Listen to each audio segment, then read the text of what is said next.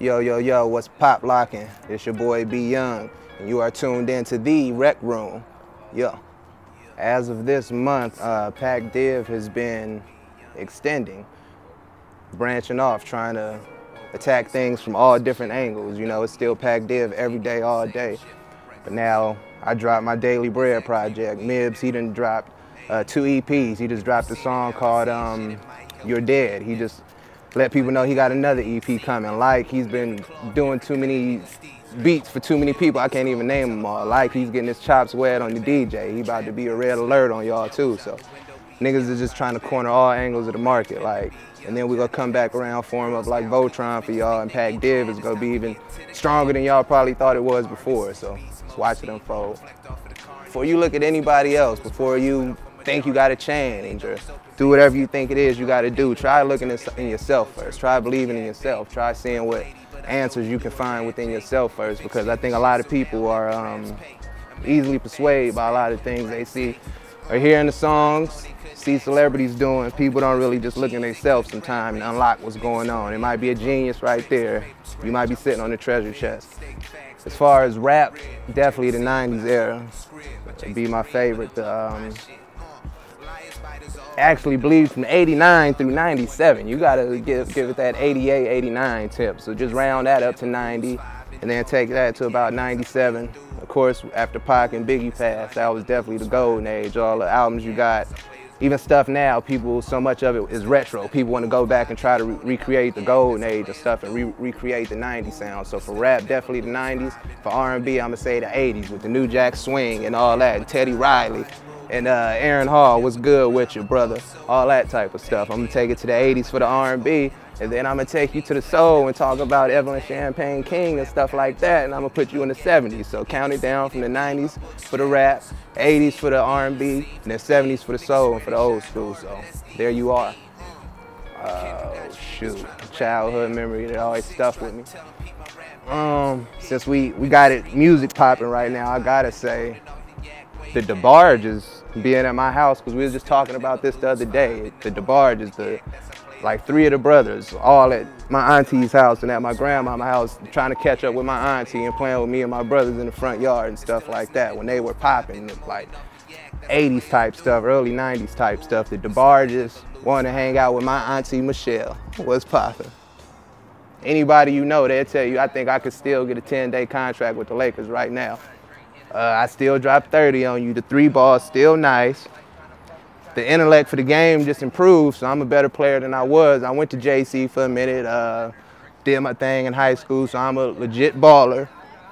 Read the news clips, check the stats, watch the highlights, so hoops. And then football too, I was getting loose. So with a little bit of training, going to see Jerry Jones or somebody, or Dan Snyder off in DC, I might be in your secondary. So hoops first and second too. I might have to Bo Jackson it.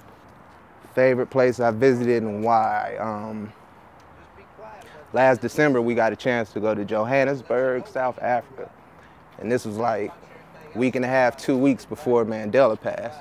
We got a chance to go out there, and we was at his compound. Like, it was like a castle almost, and he had walls, concrete walls around it with security guards, like just crazy. As soon as you got there, you felt the ambiance and the power of just everything that you heard, what Mandela was, and what more than what you, because you know, a lot of times when they tell you about Africa, they want you to just think about starving kids and flies and shit everywhere. It's not just that, don't be fooled. It's truly the center of a lot of royalty and what everything pretty much came from. What we seen so much out there was beautiful stuff, and not just the stuff you see at 2 in the morning on the infomercials. Like, it was one of the most crazy experiences of my life. Like, I felt like I was home, and that was my first time being there. So Johannesburg, South Africa, Mandela, rest in peace. Crazy, life-changing experience.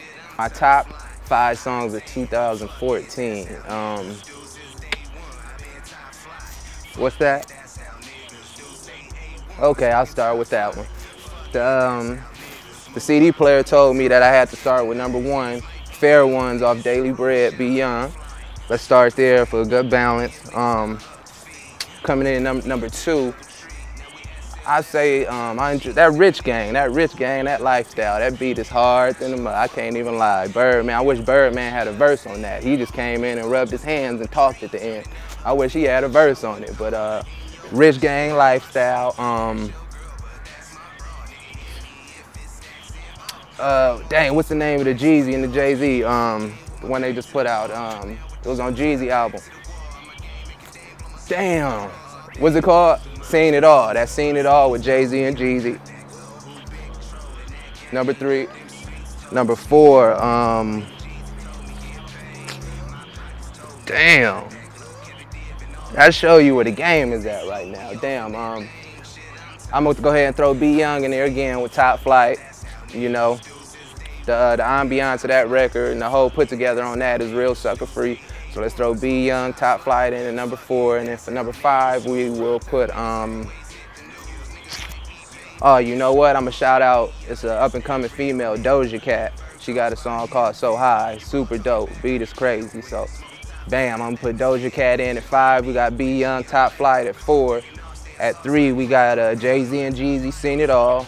At 2 we got Birdman and Rich Gang with Lifestyle. And then at number 1, we got BeYoung and with Fair Ones. How you like it?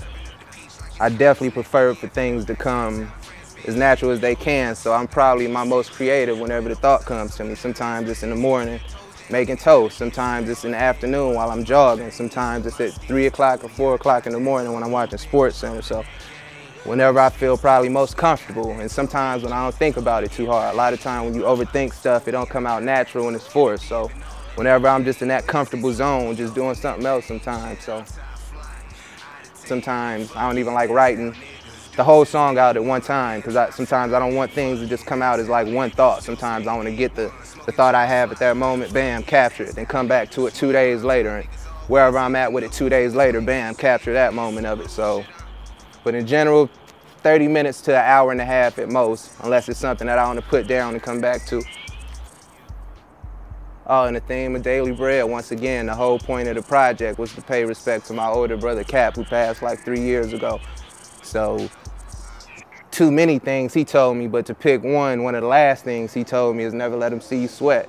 No matter what you're going through, never let him see you sweat. You gotta be strong enough to persevere and get through what you gotta get through, like pouting, making it harder on yourself, bringing other people down, dragging situations down in the process don't help nobody. You gotta keep your head up, buck it up, and push through it.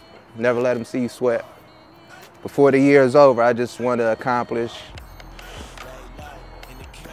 just positioning myself where I know I can do the most I can, and that's musically, and that's helping other people and putting other people on. So really, I just want to keep doing what I'm doing at my full capacity. Shoot, every day we lucky to wake up and be able to do this and have these thoughts and these talents and things like that. So I just want to keep being blessed, and like I said, keep putting myself in a better position to help myself and others. So just finish the year off doing me. As long as I can do me every day, I really can't complain, because there's so many people that can't even do that.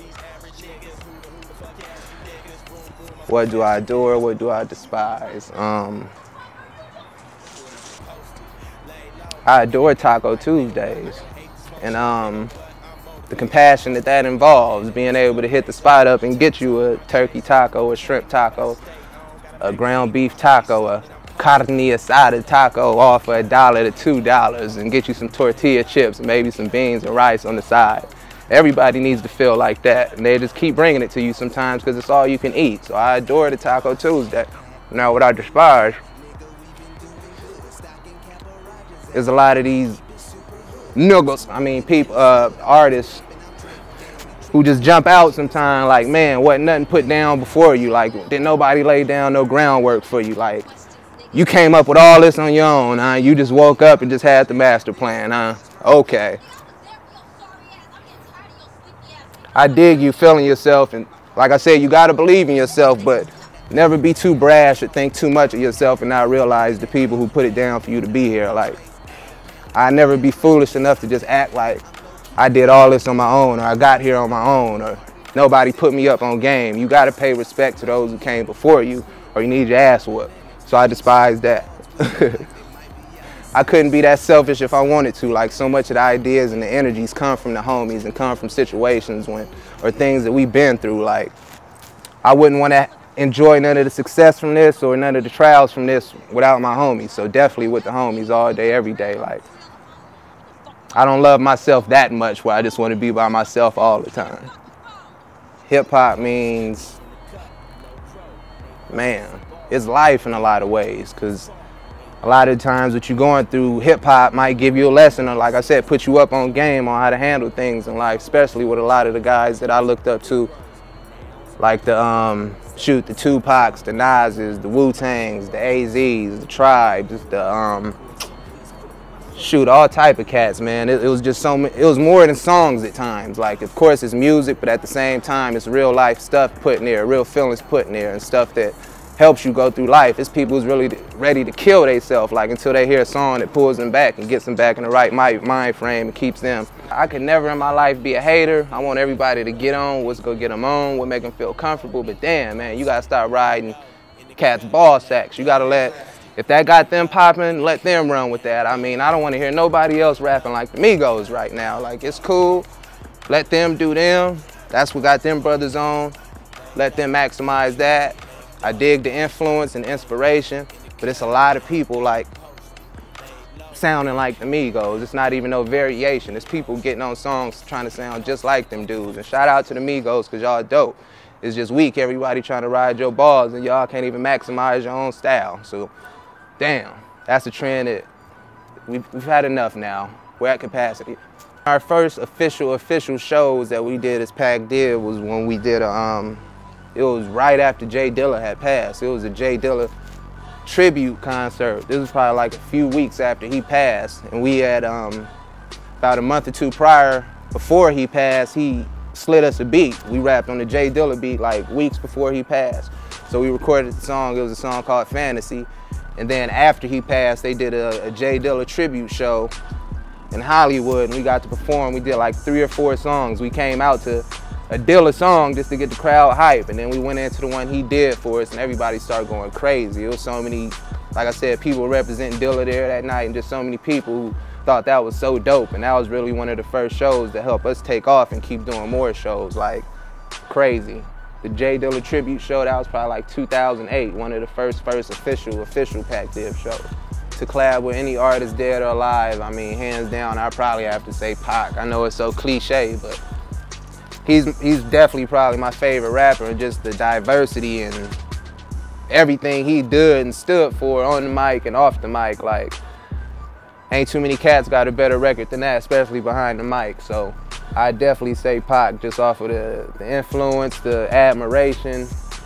Like I said, the various styles. See, people still try to downplay his lyricism sometimes and just try to say Pac is all about passion when people don't even break down the words and the technical aspect. And just his whole style, man. Like, people want to say he's overrated just because of his popularity sometimes, but he's so underrated on the raps. Like, people don't give Pac enough credit on the raps, man. So definitely Pac.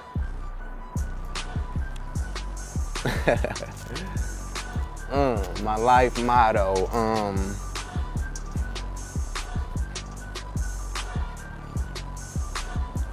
Shoot, probably one that was passed down. Like I said, once again, shout out to my bros. Keep me up on game all the time. Something that they ran with when they was younger, and even up until now. Life is so unpredictable, and it's gonna throw you so many ways, and you ain't gonna know what's coming. So a lot of the times, you just gotta act like you know. You in a situation, you just gotta act like you know sometimes. If you out trying to get something accomplished, a situation pop up, they want you to come do something. It might not be something you never did before. You be like, damn, can I even do it? But that's when it comes to believing in yourself, and sometimes you just gotta act like you know and get through it. Put your head down and do it like you used to it. So sometimes you just gotta act like you know in these situations. And then if you don't, peep game from somebody. If you really wanna know, the knowledge is out there. Go seek the knowledge and the information, implement it, and act like you know. You gotta roll with it. People out here every day make life-changing things and make all kind of money and change whole situations just off of believing in themselves. Like, so many of the people that are successful now aren't even college people. Sometimes they are, but there's so many people who ain't got no schooling, just off of pure hustle, ambition, persistence, and they made something out of it because they wasn't scared to believe in themselves and keep going. The difference between people who do make it and don't make it most of the time is just perseverance. Yo, yo, yo, what's pop locking? It's your boy BeYoung, saying what's up to everybody that ever supported Pac Div, me. Support anything positive. Stay sucker free. One shout out to y'all, and then one shout out to the flight boys. Top flight, baby. Yeah.